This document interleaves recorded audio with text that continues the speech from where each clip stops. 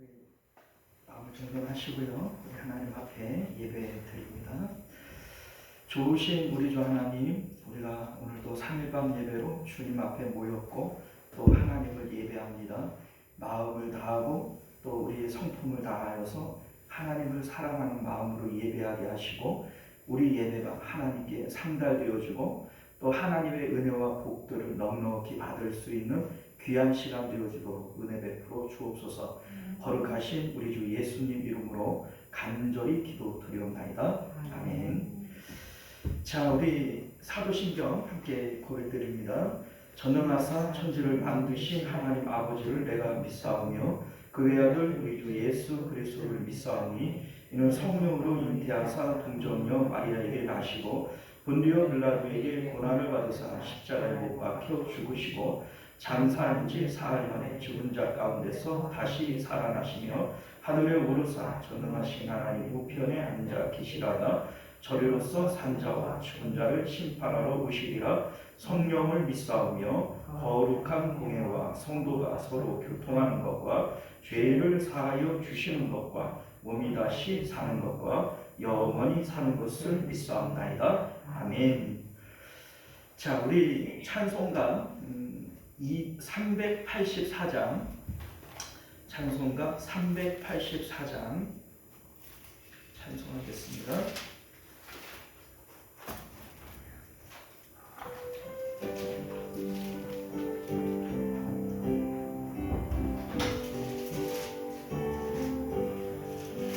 나의 갈 길 가도록 예수 인도하시니 내 주 안에 있는 긍휼 어찌 하리요. 믿음으로 사는 자리 하늘 위로 받겠네. 무슨 일을 만나든지 망사 형통하리라. 무슨 일을 만나든지 망사 형통하리라. 나의 갈 길 가도록 예수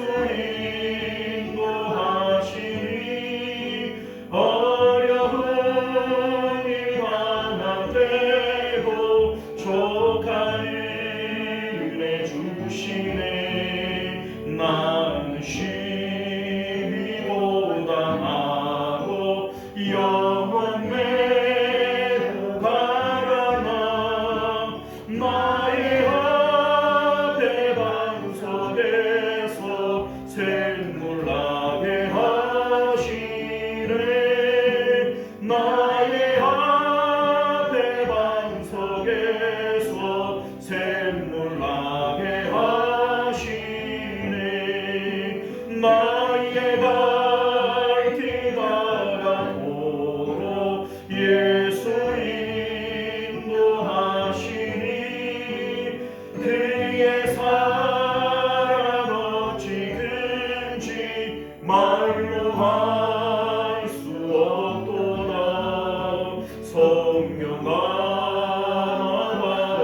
정원 하늘 날아갈 때에 영영 부를 나의 찬송 예수 인도하셨네. 영영 부를 나의 찬송 예수 인도하셨네.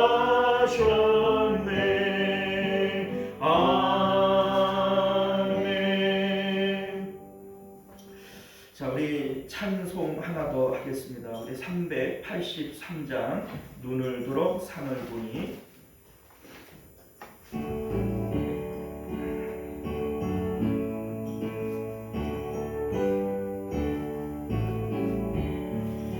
눈을 들어 산을 보니 도름 어디서나 천지 지은 주 하나님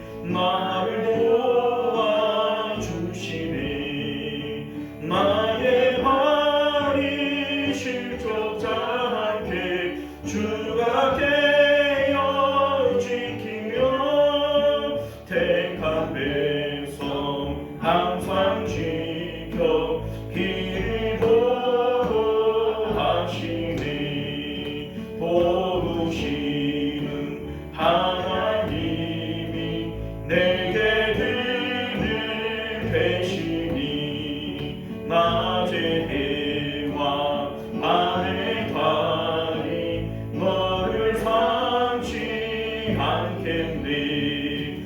내게 화를 주지 않고 오늘 보호하시며 너의 주님 지금부터 영영 인도하시리. 아멘. 자, 우리 예배를 위해서 또 함께 기도하시겠습니다.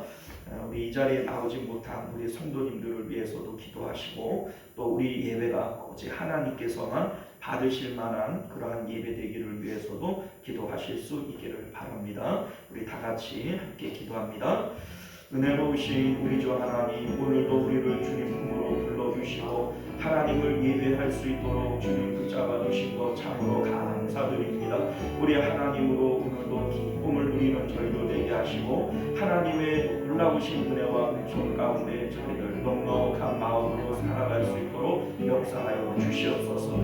오직 하나님의 기쁨이, 하나님의 은혜가, 하나님의 놀라우신 은총이 우리 가운데 넘쳐날 수 있도록 역사하여 주옵시고, 주님으로 인하여 오늘도 기쁨 가운데 살아가는 저희들의 삶이 되어지기에 조금 더 부족함 없도록 주님 역사하여 주시옵소서. 주여 붙잡아 주시고 주여 은혜로 베풀어 주셔서 오직 하나님과 아버지와 교제하는 저희들의 삶이 되어지기에 조금 더 부족함 없도록 은혜 베풀어 주시옵소서.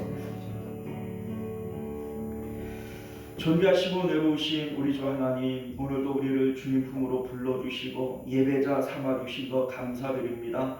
이 세상에 많고 많은 사람들 가운데 저희들을 뽑아주시고 또 불러 모아주셔서 너 나와 함께 사귀자, 나와 함께 교제하자, 하나님 은혜의 자리로 우리를 불러주신 것 아닙니까? 우리 마음을 다하여 하나님을 아버지 만날 수 있는 저희들 되게 하시고, 하나님 안에 있는 참된 평강과 기쁨을 누리는 그런 복된 시간 되어지도록 은혜 베풀어 주옵소서.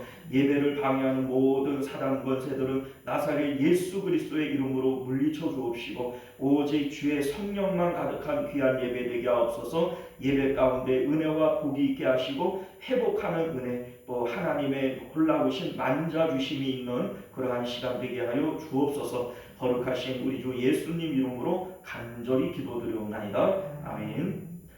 자, 우리 하나님 말씀 함께 나눕니다. 주변에 나와 있는 대로 마가복음 10장 1절부터 12절까지 말씀을 교독하여 읽겠습니다. 신약 성경 70페이지 되고요. 자, 네, 찾으셨죠? 자, 교독했습니다. 예수께서 거기서 떠나 유대 지경과 요단 강 건너편으로 가시니 무리가 다시 모여들거늘 예수께서 다시 전례대로 가르치시더니, 바리새인들 예수께서 나와 시험하여 보는데 사람이 아내를 버리는 것이 옳으니까 대답하여 이르시되 모세가 어떻게 너희에게 명하였느냐? 이르되 모세는 연금술을 거두어 써이기를 하였나이다.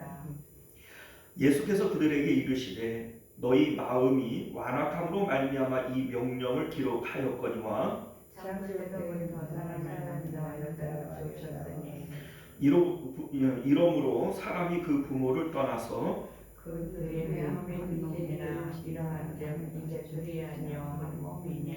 그러므로 하나님이 짝지어 주신 것을 사람이 나누지 못할지니라 하시더라. 그래서 제자들이 다시 이를 부르니 이르시되 누구든지 그 아내를 버리고 다른 데에 장가 드는 자는 본처에게 간음을 행하며 또 아내가 버리고 다른 데로 시집가면 간음을 행함이니라. 아멘. 자, 우리 함께 기도하겠습니다. 은혜로우시고 자비로우신 우리 주 하나님, 우리가 오늘도 주님의 복된 말씀을 통해서 오직 하나님의 뜻을 분별하여 알게 하시고 우리를 향하신 하나님의 그 뜻대로 살아갈 수 있는, 그래서 하나님께 은혜와 복을 얻는 저희들 되도록 역사하여 주옵소서. 거룩하신 예수님 이름으로 기도드리옵나이다. 아멘. 자, 오늘 우리는요 함께 읽은 본문의 말씀을 중심으로 복음적 부부관계의 모델 이심동체라고 하는 제목으로 하나님 말씀 나누도록 하겠습니다. 복음적 복음 관계의 모델 이심동체. 자, 우리 보통 부부 관계를 일심동체 이렇게 얘기를 합니다. 일심동체가 무슨 뜻이에요? 몸도 마음도 하나다 이런 뜻이죠. 자, 그런데 성경적으로 보건대 복음 안에서 부부 관계의 바른 모델은 일심동체가 아닙니다. 이심동체가 맞아요. 이심동체는 뭐냐면 몸은 하나이지만 마음은 각각 둘이라는 얘기입니다. 왜 이심동체냐면 하나님께서 우리 이제 몸을 하나라고 얘기를 했지 마음도 하나라고 얘기 안 했던 거야. 자, 그래서 우리 이제 왜 성경적 복음적 부부관계가 이심동체인지 이 하나님의 뜻이 무엇인지를 우리 함께 말씀을 통해서 살펴보기를 원합니다. 자, 오늘 본문의 말씀은 예수님께서 바리새인들과의 논쟁에서 이혼에 대한 주제로 말씀을 하시는 이런 내용이 됩니다. 그러니까 부부관계에 대한 얘기고 이혼에 대한 얘기죠. 자, 그러니까 우리 이제 간혹 이런 생각이 좀 들 수 있어요. 우리가 지금 나이가 몇 살이고 지금 이미 살 만큼 살았는데 무슨 부부관계 어쩌고 저쩌고 우리한테 무슨 의미가 있냐. 또 이제 그나마도 남편분이 아직 살아계신 분들은 그런데 우리 영감 죽은 지가 언젠데 이게 나랑 무슨 상관이냐 이렇게 우리가 생각할 수도 있지 않겠습니까? 자, 그런데 오늘 본문이 우리에게 얘기를 하는 것은 부부관계 또 이혼이라고 하는 주제를 통해서 복음을 말하고 있는 것이지 이혼이라고 하는 내용을 얘기하고 있는 게 아니에요. 그러니까 성경은 언제나 우리에게 복음을 얘기를 하고 영생과 구원에 대한 얘기를 전해주고 있는 것이지 성경 가운데에서 우리가 윤리적, 도덕적 이러한 내용을 발견하자고 하는 게 아니지 않습니까? 자, 그러니까 여러분도 오늘 이 본문을 오해하지 말고 들으셔야 돼요. 오늘 본문은 이혼에 대한 얘기를 하는 것도 아니고 부부관계에 대한 얘기를 하는 게 아닙니다. 하나님께서 사람에게 원하시는 이 관계가 무엇이냐 이거를 말씀하고 싶은 겁니다. 자, 그러니까 이 원리를 생각을 해보면 같은 원리를 어디에다가 적용해도 이게 다 복음에 대한 얘기예요. 이거를 가정에 이제 적용시키면 복음적 부부관계가 되어지고 회사 생활에 적용하게 되어지면 복음적 회사 생활이 되는 것이고 우리 이제 학생들이 학교에다가 적용하면 복음적 학교 생활이 되어지는 겁니다. 그러니까 원리가 중요한 것이지 내용이 중요한 게 아닙니다. 그러니까 이혼을 얘기를 하고 있지만 이혼에 대한 얘기가 아니고 복음에 대한 얘기다. 이 내용을 기억하실 수 있기를 바라요. 자, 2절 말씀을 보면 바리새인들이 예수께 나와 그를 뭐하려고요? 시험하여 묻되 이렇게 얘기되어 있어요. 자, 그러니까 지금 바리새인들이 예수님에게 이혼에 대한 질문을 하는 거예요. 이혼을 할 때 그냥 그 이혼 증서를 써서 내보내면 되냐? 그러면 안 되냐? 이거를 질문을 하는데 그 질문하는 의도가 몰라서 물어봐요? 시험하려고 물어봐요? 시험하려고 물어보는 거라는 겁니다. 그러니까 의도 자체가 바르지가 않아요. 그죠? 자, 그런데 이게 왜 시험이 되어지느냐? 그거 묻는 게 시험이 될 만한 게 아닌 것 같잖아요. 자, 그런데 이게 왜 시험이 되어지냐면 당시 이제 바리새인, 우리 이제 성경에 바리새인 이러면 다 바리새인이지만은 실질적으로 바리새인들은 여러 파로 나누어져 있어요. 자, 그러니까 이를테면 대표적으로 샴마이파라고 하는 게 있고 힐렐파 혹은 에셀레파 이런 여러 파들이 있는데 이 이혼에 대한 논쟁은 힐렐파와 샴마이파가 아주 첨예하게 부딪히는 내용이었어요. 이를테면 샴마이파라고 하는 그 바리새인들은요, 음행한 연고 외에는 이혼하면 안 된다. 이게 그 샴마이파가 주장하는 내용이고요. 힐레파 같은 경우에는 무슨 소리냐? 모세의 율법에 이혼 증서를 써서 내보내라고 했다. 그러니까 법대로 가자, 법대로. 율법에 이혼 증서를 써주면 이혼이 된다고 그랬으니까 이게 이혼 증서를 써주고 내보내는 게 맞다. 이게 이제 힐레파의 주장인 거죠. 자, 그러니까 양쪽 모두가 그 싸우는 내용이고 서로 비판하는 내용이 있잖아요. 그런데 이 내용 가운데에는 선택의 여지가 없어 보이는 거예요. 그러니까 음행한 연고 외에는 내보내지 말라 이렇게 얘기를 하면 그 이제 힐렐파가 이제 예수님을 비난하겠죠. 모세의 율법에 써서 내보내라 그랬는데 모세의 법보다도 그러면 당신이 위냐 이런 얘기를 하면서 예수님을 막 비판할 것이고 또 그 음행한 연고 외에는 내보내지 말라 이렇게 얘기를 하면은 또 이제 그 다른 파가 또 예수님을 이제 막 비방을 하겠죠. 그렇게 막 경건하고 율법을 잘 지키는 것처럼 그렇게 얘기를 하면서 정작 당신은 그 창녀와 또 그 세리들과 친하게 지내면서 안식일도 범하고 그렇게 막 법을 우습게 하냐 뭐 이렇게 또 비난하지 않겠어요? 자, 그러니까 예수님을 시험하려고 그런다는 게 그런 의미예요. 어떻게 대답을 해도 비판을 면하기가 어려운 거죠. 참 머리 좋죠. 그러니까 이 바리새인들이 하여튼 나쁜 쪽으로는 참 머리를 잘 써요. 이렇게 해도 걸리고 저렇게 해도 걸려요. 자, 그런데 예수님께서는 그 마음의 의도를 이미 알고 계십니다. 자, 그래서 오늘 말씀 가운데 보게 되어지면 예수님께서 3절을 보면요. 모세가 어떻게 명하였느냐 이렇게 질문을 해요. 자, 그러니까 이 말씀은 힐렐파의 주장을 들어주는 것처럼 보여요. 왜냐하면 힐렐파는 모세의 율법대로 그 이혼 증서를 써서 내보내면 된다 이렇게 얘기를 하니까 모세의 율법에는 뭐라고 하냐 이렇게 얘기를 하니까 옳았구나 잘 걸렸다 이런 마음을 갖겠죠. 자, 그랬더니 이제 그 4절을 보면 모세는 이혼 증서를 써서 버리기를 허락하였다 이렇게 얘기를 합니다.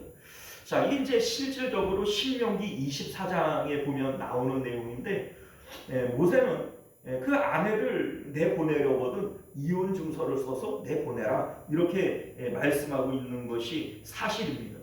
자, 그런데 예수님께서는 지금 힐렐파의 주장을 옹호하거나 니들이 맞다 이 얘기를 하려고 하는 것이 아니라 그들의 입으로 이 대답을 하게 함으로써 그 대답을 교정해 주려고 그러는 거예요.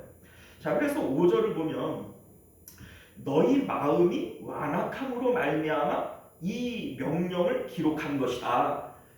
모세는 이혼 증서를 써서 내보내라 이렇게 얘기를 했지만 그것이 옳아서 그게 맞는 일이라서 그렇게 명령한 것이 아니라 너희들의 마음이 완악하니까 그 완악함으로 인해서 말하는 것이지 그게 본래 하나님의 뜻은 아니다. 지금 그 얘기입니다.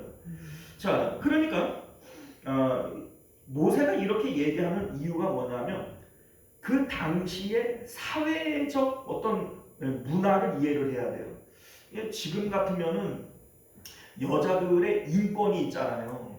그러니까 뭐 요새는 돈 없으면 이혼도 못한다 이런 말이 있다 그래요.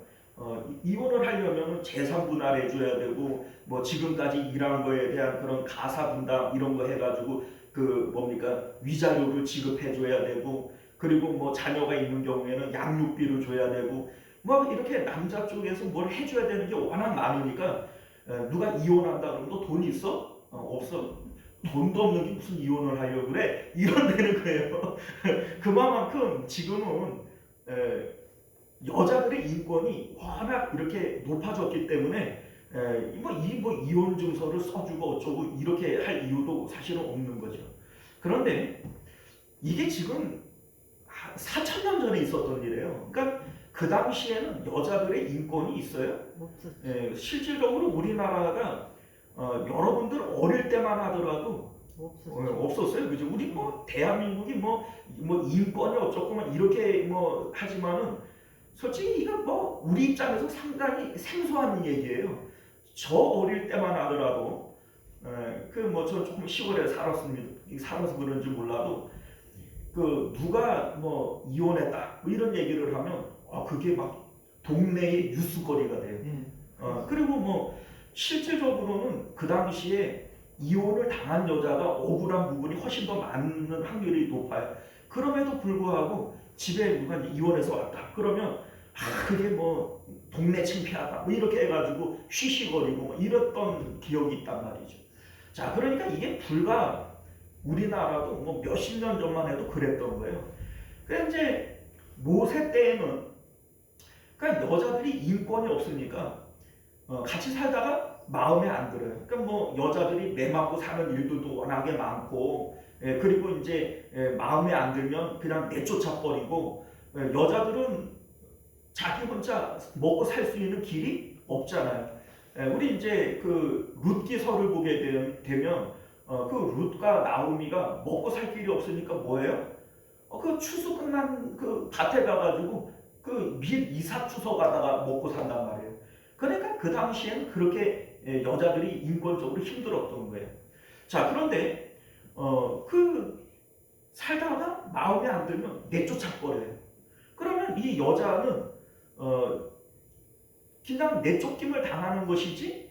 그러니까 실질적으로 이제 버림받은 남자에게서 소속이 끝나지가 않은 거예요. 그냥 내쫓았는데 만약에 이 사람이 누군가 다른 사람하고 결혼해서 살면 이제 그 남편이 나중에 마음이 바뀌어가지고 찾아와요. 너 누군데 내 마누라하고 살아? 이러고 막 그 뺏어가면 그냥 뺏겨야 되는 거예요. 그러니까 누가 버린 여자는 누가 아무도 데려가지도 않는 이러한 어려움이 있지 않습니까? 그러니까 이 여자는 정말 더 비참해지는 거죠. 그러니까 버리지 말라 이렇게 얘기를 한다고 해서 말을 듣겠어요? 그러니 모세의 입장에서는 차라리 그러면 이혼 증서를 써줘서 그 여자가 새 출발이라도 할 수 있게 해 주어라. 이러한 의미에서 이혼 증서를 써줘라 이 얘기를 했다는 거예요. 너희가 완악한 마음을 갖고 있기 때문에 그것으로 인해서 써주라고 하는 것이지 그게 본래의 하나님의 뜻은 아니라는 겁니다. 자, 그렇잖아요. 뭐 나는 마음에 안 들어서 내쫓았지만 그 여자를 누구는 정말 눈에 넣어도 안 아플 만큼 사랑해 줄 수 있는 남자도 있지 않겠습니까?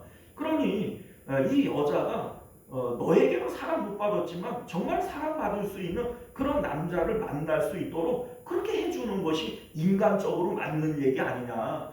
이게 이제 모세의 의도였던 거죠. 자, 그런데 예수님께서 6절 이하를 보면 본래의 하나님의 의도가 있다는 거예요. 그거는 모세가 명령한 것, 율법은 너희들이 완악하기 때문에 명령한 것이지 하나님의 본래의 뜻은 아니다. 창조 때의 하나님의 뜻은 그게 아니다. 이 얘기입니다. 자, 우리 6절부터 9절을 보면 그 하나님의 뜻이 나오는데 우리 합독해서 한번 읽어볼까요? 6절부터 9절이 있습니다. 시작. 창조 때로부터 사람을 남자와 여자로 지으셨으니 이러므로 사람이 그 부모를 떠나서 그 둘이 한 몸이 될지니라.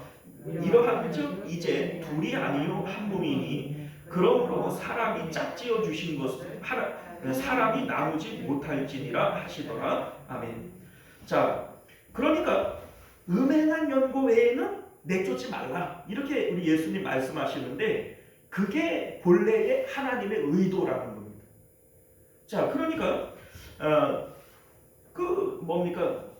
하나님께서 남자와 여자를 지으시고 부모를 떠나서 한 몸이 될지니라 이렇게 말씀하셨다는 거예요.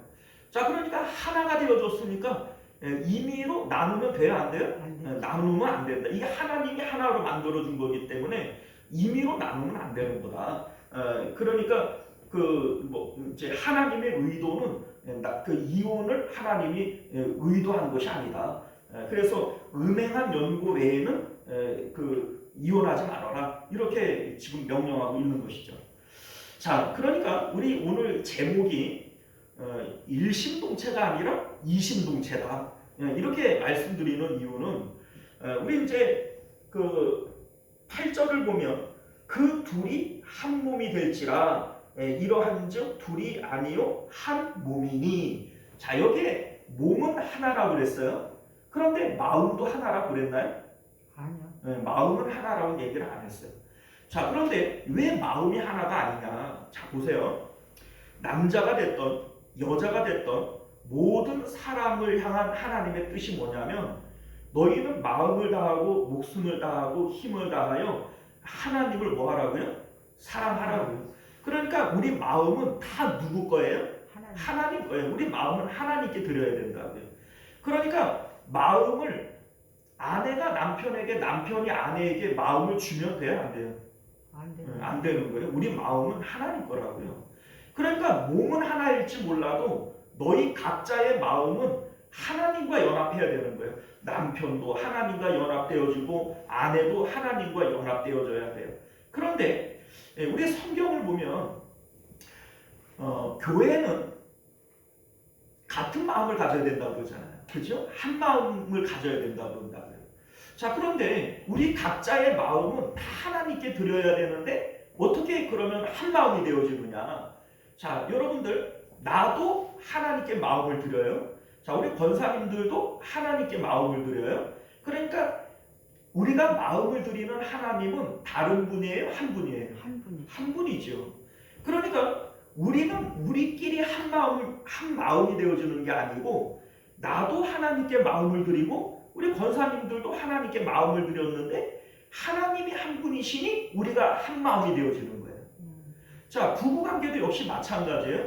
우리는 몸이 하나예요. 그러나 마음이 하나가 되어져서는 안 돼요. 나는 하나님께 마음을 드리고 우리 남편도 하나님께 마음을 드렸는데 우리는 각자 하나님께만 마음을 드렸는데 그 하나님이 한 분이시라서 나중에 이렇게 대화를 해보니까 우리가 같은 마음이야. 한 마음이야. 이렇게 되어줘야 되는 것이 하나님의 복음적 뜻이라는 겁니다. 그러니까 우리는 하나님과 한 마음이어야 하지 부부가 한 마음이면 돼요? 안 돼요? 안 되네. 자, 여러분도 봐봐요. 아나니아와 삽비라가 한 마음이었어요. 그죠? 그래서 남편과 아내가 서로 한 마음이 되어져서 하나님의 것을 일부를 감추고 그 성령을 속였단 말이에요. 한 마음이 됐죠? 그래서 어떻게 됐어요? 죽었죠. 한 마음이 돼서 죽었어요. 그죠? 자, 그러니까 이게 성경적이지가 않은 거예요. 자, 근데 내가 마음을 하나님께 드려서 하나님과 연합했어요. 내 마음을 아내도 하나님께 드려서 하나님과 하나가 됐어요. 그런데 우리가 둘이 만나서 대화를 해보니 하나님과 연합하고 하나님과 연합해서 대화를 해보니까 나랑 똑같은 거예요.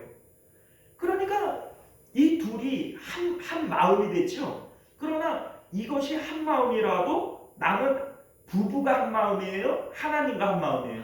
하나님과 한 마음이에요. 성경이 말씀하고 있는 의도는 바로 그것인 것을 믿으실 수 있기를 바랍니다. 자, 여기에서 너희의 마음의 완악함 때문에 하나님께서 율법이 이혼증서를 써주라고 그랬다. 이런 얘기잖아요. 자, 이 완악함이라고 하는 게 뭐예요? 완악함. 자, 완악함이라고 하는 것은 사람이 육체를 통하여 기쁨을 얻고 만족을 얻으려고 할 때 내 마음 가운데 그 마음이 고착화되어지는 게 있어요. 자, 이를테면 돈이 있으면 참 행복할 텐데 이 마음을 가져요. 그러면 이 사람은 돈이 있어야지 돼. 이러한 어떤 그 믿음이 생기겠죠. 그러면 누군가를 도와줘야 되고 이렇게 해야 되는데 마음이 완악해지는 거예요. 안 돼. 이거 아까운 거야. 절대 쓸 수 없어. 이렇게 움켜쥐는 마음이 생기지 않습니까? 이게 완악함이에요. 자, 아내가 남편에게도 역시 마찬가지예요.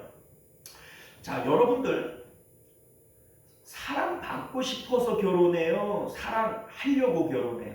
사랑받고 싶어서도 하죠. 그렇죠. 근데 그게 잘못된 마음이에요. 자, 왜 그게 잘못된 마음이냐면 보세요. 원래 결혼이라고 하는 것이 사랑하려고 결혼해야 되는 것이지 사랑받으려고 결혼을 하면 거기에서부터 말썽이 생기고 그 이제 싸움이 생기는 거예요. 자, 이를테면 이런 겁니다. 남편 이제 결혼하기 전에 서로 그 밤이 되면은 헤어지기 싫은데 어쩔 수 없이 헤어지잖아요, 그죠? 같이 살고 싶은데 이 헤어지니까는 이제 같이 있고 싶어서 사랑하고 싶어서 그래서 결혼하지 않습니까? 자, 그러니까 결혼은 사랑하려고 결혼하는 것이지 사랑받으려고 하는 것이 아니라는 거예요.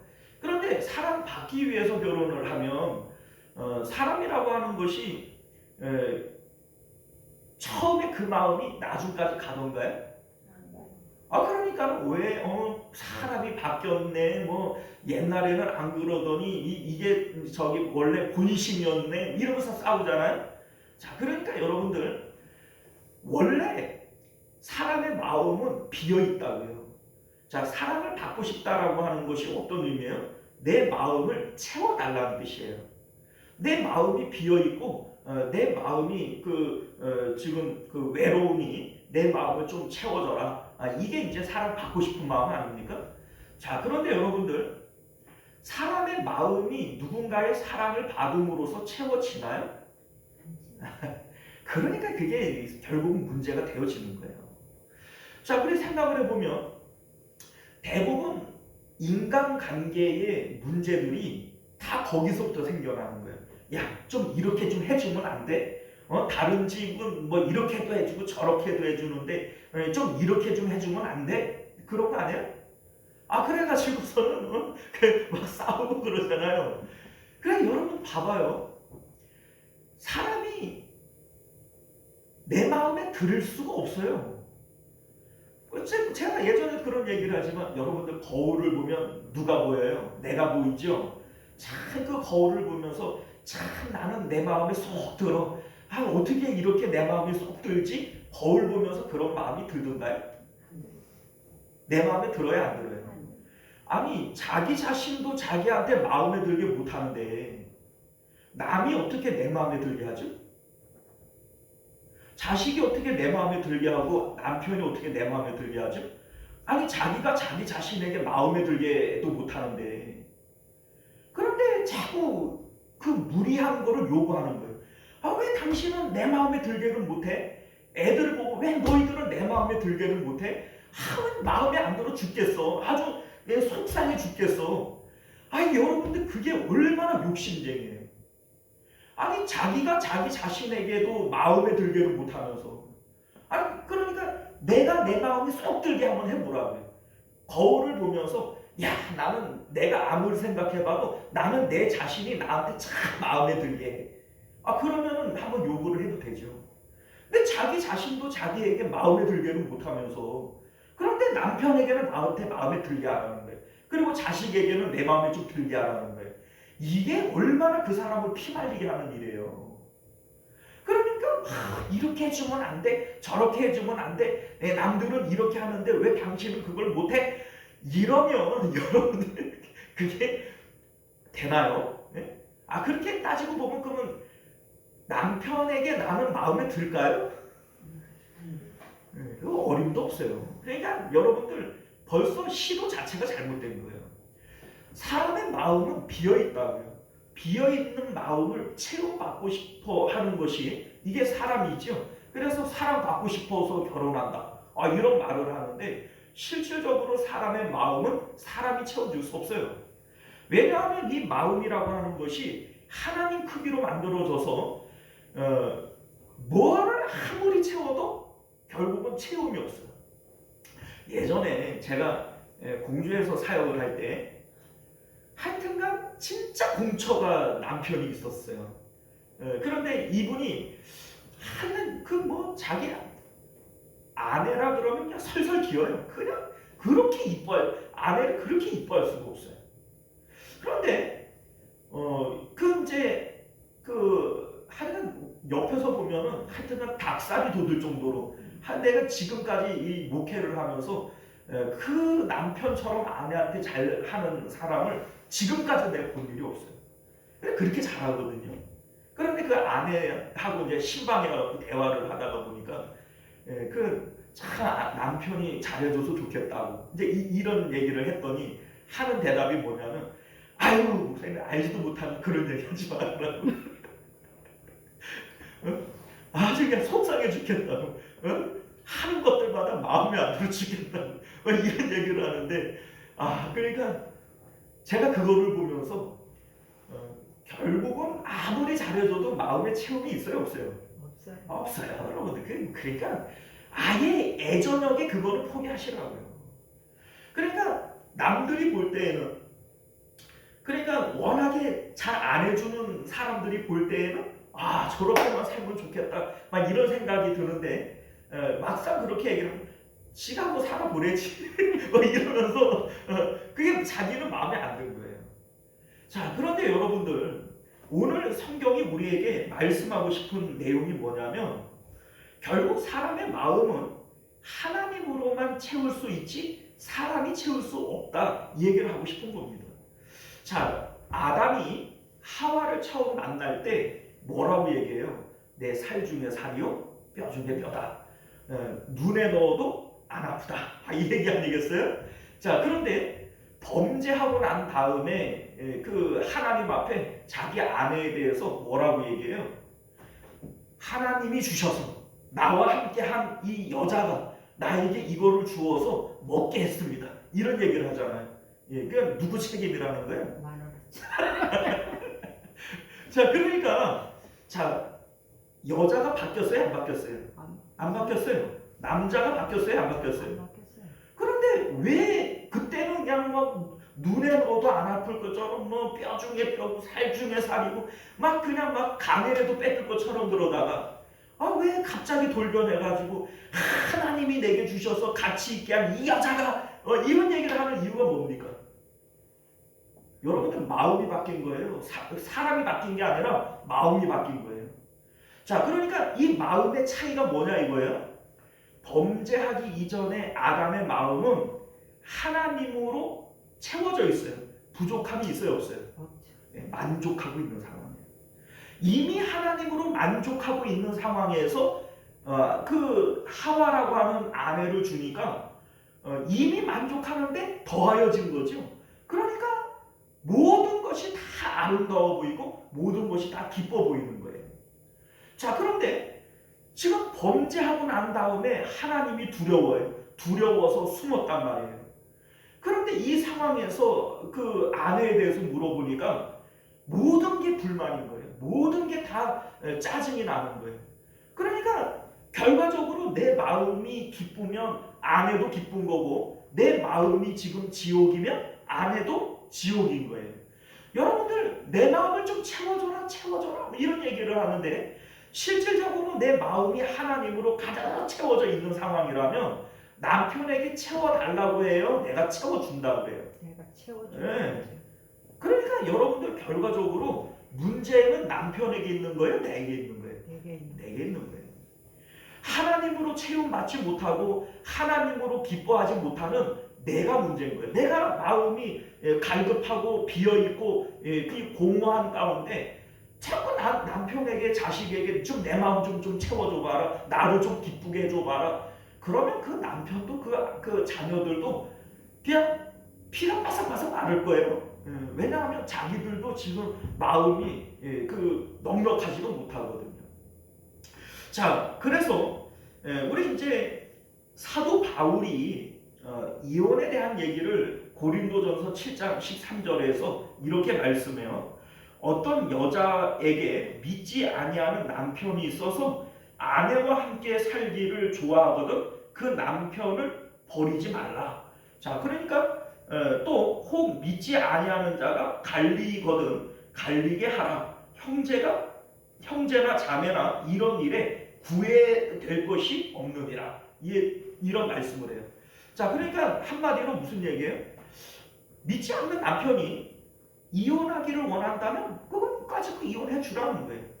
그런데 너랑 같이 살기를 원하거든 그것까지 같이 살아주라는 거예요. 그러니까 내 마음은 있어요 없어요? 없죠. 아니 남편이 원하는 대로 이혼해달라고 그래 이혼해줄게 같이 살자 그러면 같이 살아주지 뭐 이러라는 거 아니겠어요? 여러분들 사람이 이러기가 쉬워요? 내 마음이 중요한 거고 지금 내 기분이 중요한 건데 뭐 다 맞춰줘 버려라. 지금 성경이 그런 얘기를 하는 거잖아요. 이유가 뭘까요?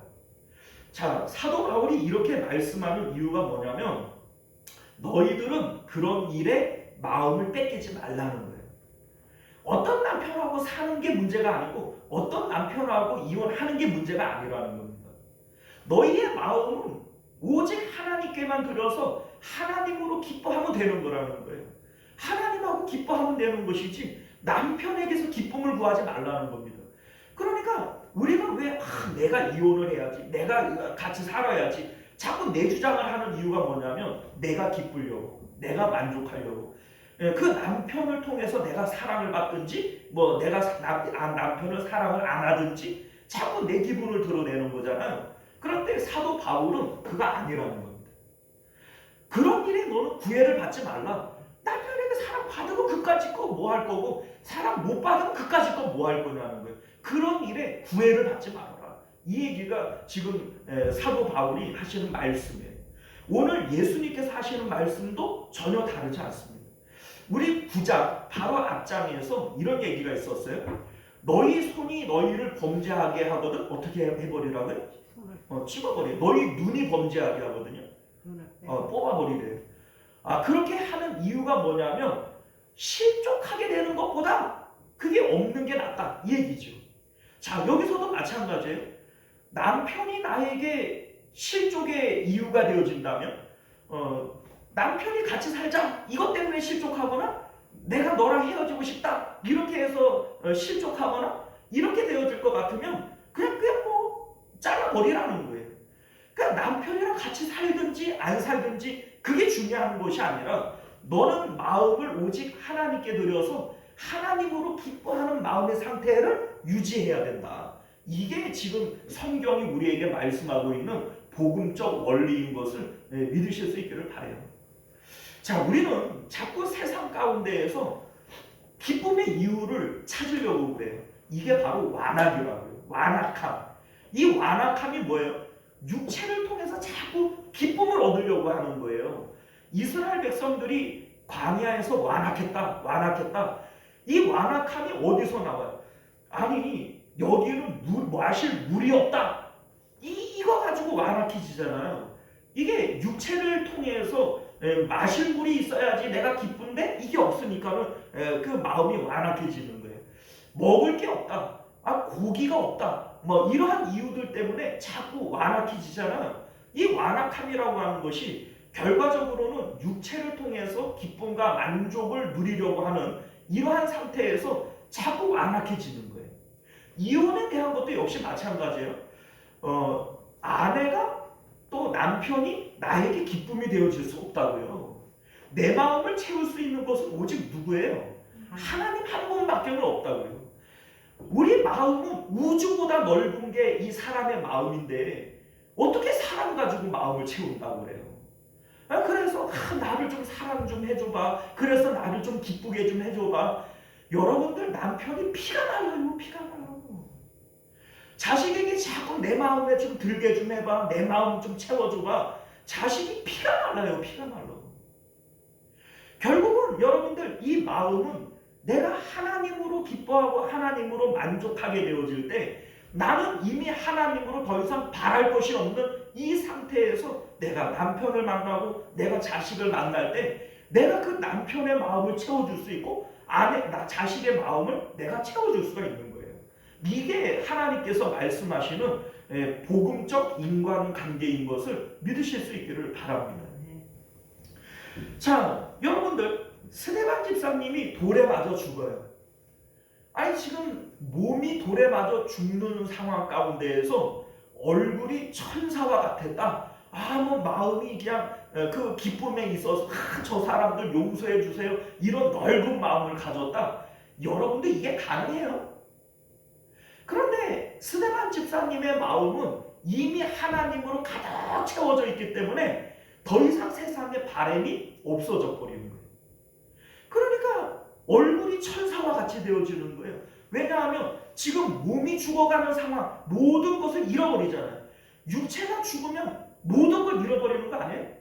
아, 돈이 암만 좋아도 몸뚱아리가 있어야 뭐 돈도 있는 거고, 건강이 아무리 좋아도 뭐 몸뚱아리가 있어야 건강이 있는 거고, 뭐 사람이 그 높은 벼슬이 있든지 명예가 있더라도 몸이 살아 있어야 그 뭐 권세도 있고 뭐 명예도 있는 거지. 몸뚱아리가 없어지면 다 없어지는 거 아니에요? 그런데 스데반 집사님이 몸을 잃어버리고 몸이 죽어가고 있어요. 그런데 어떻게 기뻐할 수 있죠? 기뻐할 수 있어요, 여러분들. 진짜 참 기쁨은 오직 하나님께 있음을 여러분들 믿으실 수 있기를 바라요. 우리는 세상 가운데 돈이 있어야 행복하고, 건강이 있어야 행복하고, 자식들이 잘 돼야 행복하고, 자꾸 행복에 조건을 붙이잖아요. 내가 행복하지 못한 건 이래서 안 행복하고 저래서 안 행복하고 뭐 이렇게 자꾸 안 행복한 이유들을 대잖아요. 그 다 잘못된 생각이고, 이게 마귀가 주는 생각들이에요. 우리는 어떤 상황 가운데에도 하나님 한 분으로 기뻐할 수 있고 만족할 수 있어요. 여러분들 아시다시피 하박국 선지자가 뭐라고 얘기해요? 무화과 나무가 마르고 포도 열매가 없으면 논밭에 식물이 없고 외양간에 송아지가 없어도 난 여호와만으로 기뻐하리로다. 이거 할 수 있는 일이라고요. 내가 건강이 없고 또 돈이 없고 뭐 남들처럼 뭐 버젓한 자식들이 없고 뭐 남편이 뭐 잘해주지 못하고 이래도 난 여호와만으로 기뻐할 수 있다는 거예요. 성경이 우리에게 하시는 말씀은 오직 우리가 기뻐할 수 있는 유일한 조건은 누구예요? 하나님이시다. 이게 성경이 우리에게 말씀하고 있는 내용인 것을 믿으실 수 있기를 바라요. 자, 그렇게 우리가 하나님으로 기뻐하는 상황 가운데에서 그 상황에서 남편을 보고 아내를 보라고요. 자, 여러분들, 이게 뭐 제 경험담인데 제가 막 은혜를 받아요. 은혜가 충만하면 그 집에 가가지고 애들이 이제 늘어지게 자고 있어요. 그 새벽 예배 마치고 이제 그 집에 갔는데 햇볕이 이렇게 햇살이 쫙 비치는데 애들이 그 마루에서 널브러져 자고 있어요. 그 뭐 아침에 뭐 8시, 9시 막 늦은 시간까지 널브러져 자고 있어요. 근데 그게 사랑스러워 보이더라고요. 그 애들이 이렇게 이쁜데 이런 생각이 들어요. 근데 어떨 때는 제가 그 마음이 그냥 삭막해질 때가 있잖아요. 근데 아침에 갔는데 늘어지게 자고 있어요. 해가 똥구멍까지 올랐는데 아직까지 늘어져 자고 있어. 여러분들 뭐가 바뀐 거예요? 마음. 네, 제 마음만 바뀐 거예요. 하나님의 은혜로 마음이 채워지면 모든 상황이 기뻐지는 거예요. 여러분들 바울과 실라가 매를 맞고 감옥에 갇혀요. 기뻐할 수 있는 상황이 아니에요. 그런데 어떻게 그 감옥 안에서 찬송하고 기도하고 기뻐할 수 있죠? 이미 하나님만으로 그 마음이 기뻐 있는 거예요. 그런 하나님만으로 채워져 있는 마음 가운데에는 억울한 일을 당하고 매를 맞고 그리고 감옥에 처해지는 이 상황 가운데에서도 기뻐할 수 있어요, 없어요? 기뻐할 수 있어요.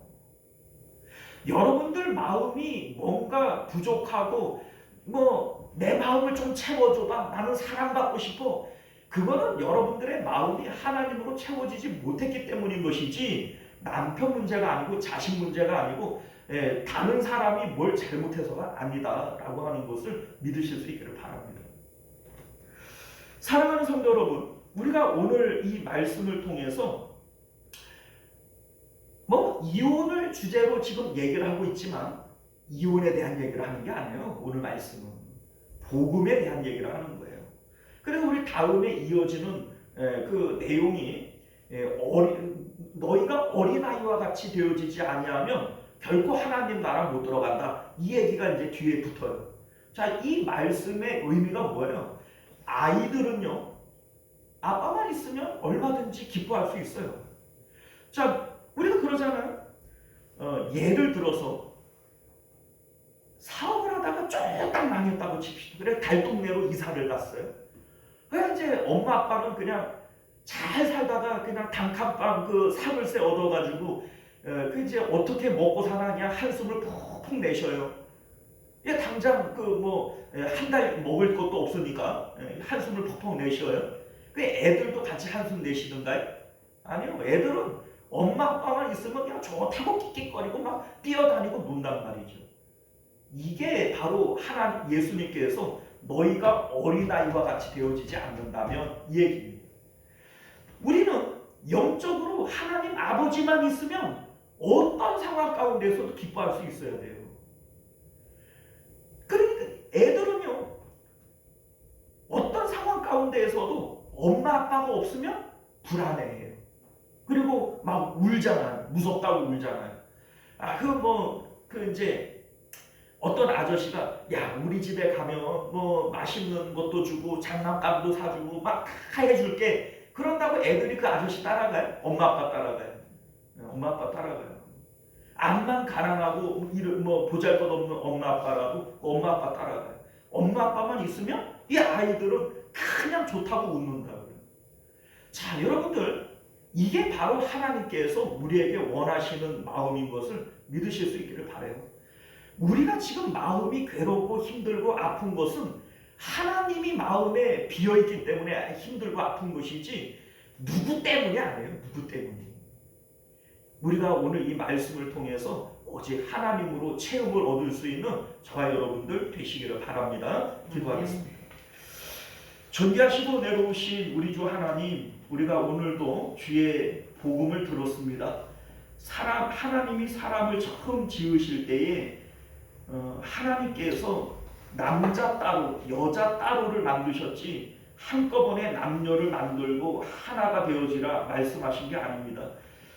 하와를 만들기 전에 아담과 하나님이 하나였고, 하와를 아담 몰래 만드셔서 하나님과 하와가 먼저 하나가 되어지고 남편에게 이끌어와서 그 둘이 하나가 되게 하신 겁니다. 우리 하나님, 우리 모든 사람들은 각자가 하나님과 하나가 되어져야지 어떤 누구와도 하나가 될 수 없는 존재인 것을 깨닫게 하여 주옵소서. 하나님으로 만족한 마음은 누구를 만나더라도 이미 기쁨이 있습니다. 그러나 하나님이 없으면 누가 나를 채워준다 해도 부족함이 있는 것을 깨달아 알게 하여 주옵소서. 오직 하나님으로 기뻐하는 저희들이 되도록 은혜 베풀어 주옵소서. 거룩하신 예수님 이름으로 간절히 기도드리옵나이다. 아멘. 찬송가 435장 우리 함께 찬송하시고 주기도문으로 예배를 마치겠습니다. 435장입니다.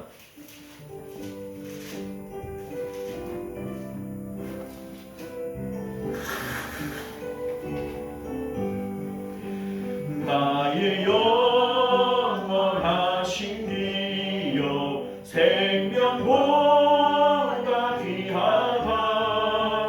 나의 갈 길 다가도록 나와 동행하소서.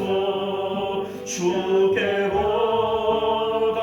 가까이 주께로 가오니 나의 갈 길 다가도록 나와 동행하소서. 세상 복이 아니란 바 모든 명예 버리고 험한 길을 가는 동안 나와 동행하소서. 주께로 가까이 주께로 가오니 나의 갈 길 다가도록 나와 동행하소서. 어두운 골짜 지나가며 험한 바다 건너서 천국 내 이름으로 나와 동행하소서. 주께로 가까이 주께로 가오니 나의 갈 길 다가도록 나와 동행하소서.